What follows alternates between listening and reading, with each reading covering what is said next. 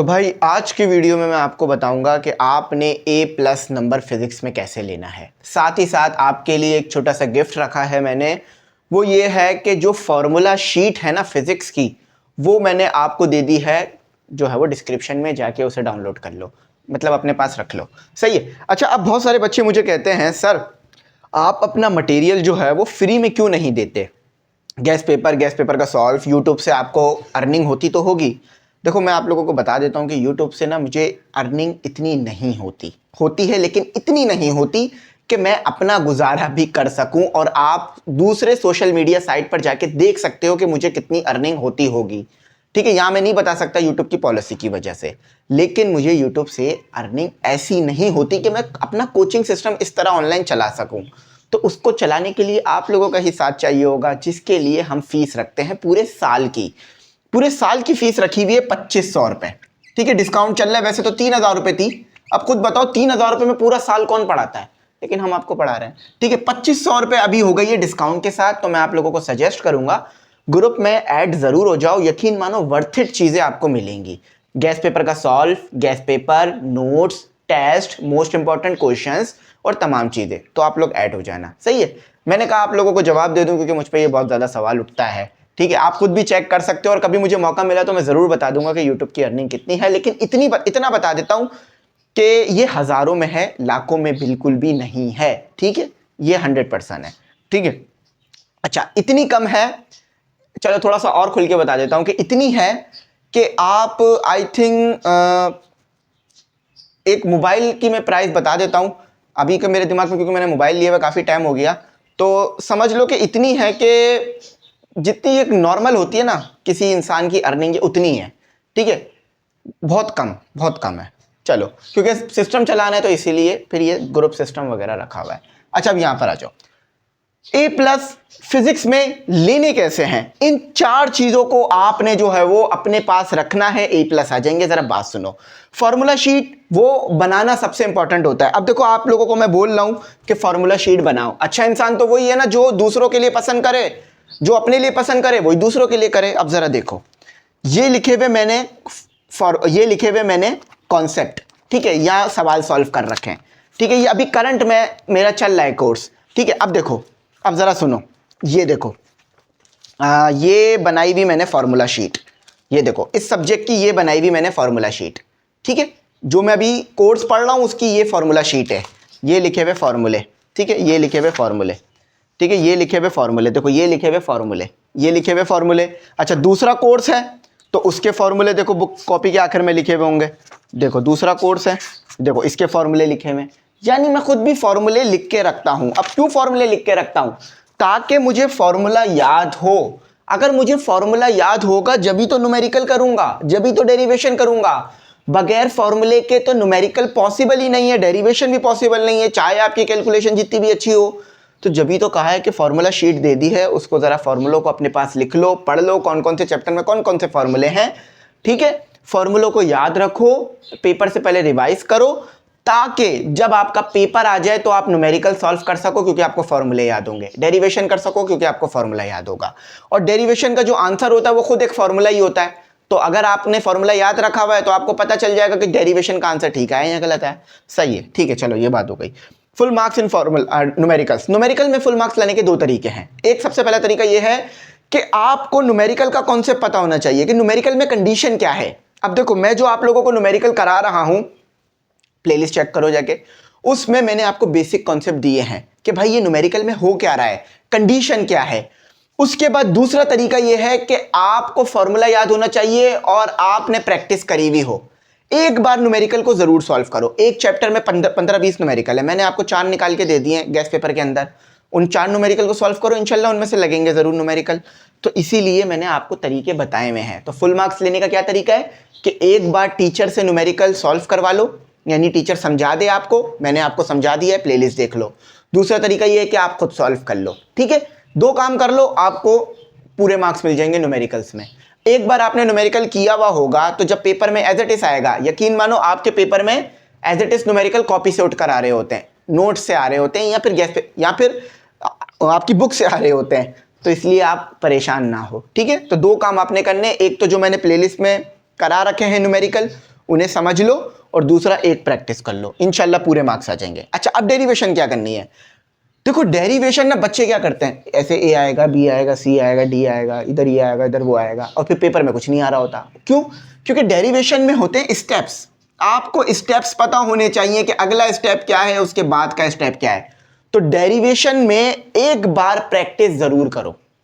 Teacher समझाए, एक काम हो गया, टीचर ने समझाना ही होगा। मैं समझाता हूं आप लोगों को, मैं डेरिवेशन कॉपी से देख के नहीं करा रहा होता, खुद एक एक स्टेप कराता हूं, ताकि एक माइनस भी मैंने क्यों लगाया, मुझसे अगर कोई बच्चा सवाल कर ले तो मैं उसको जवाब दे दूं। तो आपने क्या करना है, मैंने जो डेरिवेशंस करा रखी हैं उन्हें एक बार देख लेना है, उसके बाद एक बार प्रैक्टिस करनी है। ये डेरिवेशन और न्यूमेरिकल में नंबर सेम लेने का एक ही तरीका है, ठीक है। कि एक बार टीचर से समझ लेना है, खुद से कोशिश नहीं करना डेरिवेशन करने की, पहले समझ जरूर लेना, वरना पता चले कुछ का कुछ समझ जाओ, पेपर में भूल जाओ। और थोड़ा बहुत एक्सप्लेनेशन भी लिखनी होगी, ठीक है, थोड़ा बहुत थ्योरी भी लिखनी होती है। अच्छा, अब थ्योरी में क्या करना है, थ्योरी में कोई रट्टा नहीं लगाना, थ्योरी में कोई, एक मिनट, पेन गिर गया, थोड़ा जज्बाती हो गया हूँ मैं आज। अच्छा चलो, थ्योरी में कोई रट्टा नहीं लगाना, थ्योरी में कोई आपने बड़ी बड़ी डेफिनेशंस याद नहीं करनी। मैं हैरान हो रहा होता हूँ, बच्चे फिजिक्स की डेफिनेशन याद कर रहे होते हैं। मुझे अच्छी तरीके से याद है कि मैं एक स्कूल में गया था, मेरा वैसे तो बहुत कम ही होता है स्कूलों में जाना। मैंने एक बच्चे को उठाया, मैंने कहा फिजिक्स की डेफिनेशन क्या है। उसने ना बुक की जो एज इट इज डेफिनेशन थी वो मुझे बता दी। अब उधर जो टीचर खड़े हुए थे वो तो बड़े खुश हो गए, ठीक है, लेकिन मुझे बड़ा अफसोस हुआ उस बच्चे को देख के। मैंने कहा इसने तो ये रट्टे वाली डेफिनेशन बता दी। अब जब मैं इससे, अगर खुदा ना खास्ता मैंने इससे एक छोटा सा सवाल भी कर दिया कि आपने ये कहा मूवमेंट, तो मूवमेंट का मतलब क्या है, या क्वांटिटेटिव स्टडी, वो बच्चा तो जवाब नहीं दे सकता, क्योंकि उसने डेफिनेशन को रटा है, उसने समझा नहीं। तो टीचर को आपके रट्टे नहीं देखने कि आपने कितना अच्छा रट कर आए हुए हो, टीचर को ये देखना है कि जो कॉन्सेप्ट है वो आपने बताया हुआ है या नहीं। अगर आपकी ग्रामेटिकल मिस्टेक भी है ना, थ्योरी में फिर भी पूरे नंबर दे देते हैं टीचर, मैं खुद भी पूरा नंबर देता हूं बच्चों को। ग्रामेटिकल मिस्टेक है मगर कॉन्सेप्ट ठीक है। उस बच्चे ने ये लिख दिया इस पार्टिकल्स, लेकिन उसने ये जरूर सही लिखा है कि पार्टिकल्स कर क्या रहे हैं।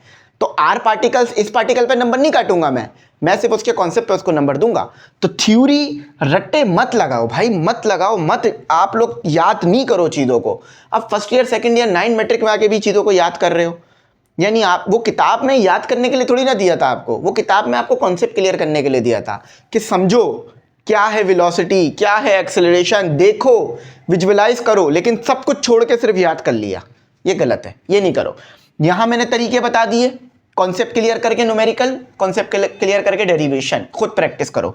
थ्योरी में प्रैक्टिस करने की भी कोई जरूरत नहीं है, इतनी भी कोई जरूरत नहीं पड़ती, बस कॉन्सेप्ट क्लियर कर लो कि हाँ था क्या, वेलोसिटी थी क्या, एक्सेलरेशन थी क्या, फॉर्मूले तो आप याद कर लोगे, वो थ्योरी लिखो, फॉर्मूला जरूर लिख दिया करो। फॉर एग्जांपल आप फोर्स को डिफाइन कर रहे हो, अब फोर्स का फॉर्मूला ही नहीं लिखा आपने, मैं डेरिवेशन करने की नहीं कह रहा, जस्ट ये फॉर्मूला लिखने की कह रहा हूँ, F = ma, ठीक है।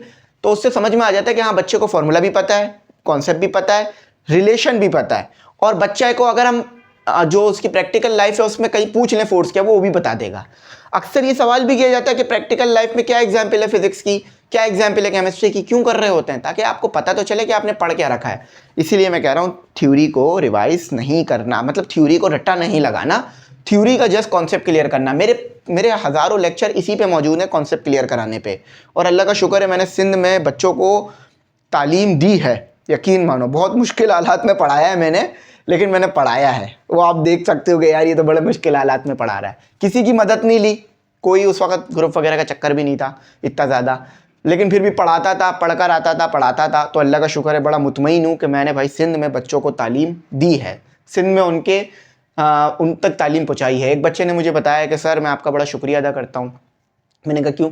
तो उसने कहा कि सर मुझे ना यकीन माने ये भी नहीं पता था फिज़िक्स क्या है, लेकिन आपके लेक्चर से मैं अपने छोटे भाई बहनों को फ़िज़िक्स पढ़ा पा रहा हूँ। अपने टीचरों के सामने जो है काफ़ी मेरी तारीफ़ होती है मेरी फ़िज़िक्स के कॉन्सेप्ट पे, जस्ट बिकॉज ऑफ यू। मैंने फिर उस बच्चे को जवाब दिया, मैंने कहा इसमें सिर्फ मेरा जो है वो किरदार नहीं है, आपका अपना किरदार है। क्योंकि आपने देखो, आपको कोई चीज़ नहीं मिली, स्कूल में नहीं मिली, कॉलेज में नहीं मिली, कोचिंग में नहीं मिली, आपने ऑनलाइन ढूंढा और पढ़ लिया। यकीन मानो आप इसी तरह अपनी ज़िंदगी में कामयाब रहोगे। आप खुद चीज़ों को ढूंढ रहे हो, अपने प्रॉब्लम का सलूशन खुद निकाल रहे हो। बहुत खुशी हुई देखकर। और एक फ़ीमेल स्टूडेंट ने भी मुझे ये बात टेक्स्ट मैसेज में बोली थी, आई थिंक वॉइस मैसेज में, कि सर आपकी वजह से मैं काफ़ी ज़्यादा फिज़िक्स के कॉन्सेप्ट सीखे और अपने कज़नों को पढ़ाया। तो बहुत अच्छा लगा। तो फिर आपको ये कहूँगा कि ये सब इसीलिए पॉसिबल हो सकेगा कि आप रट्टे नहीं लगाओ, कॉन्सेप्ट क्लियर करो, ठीक है।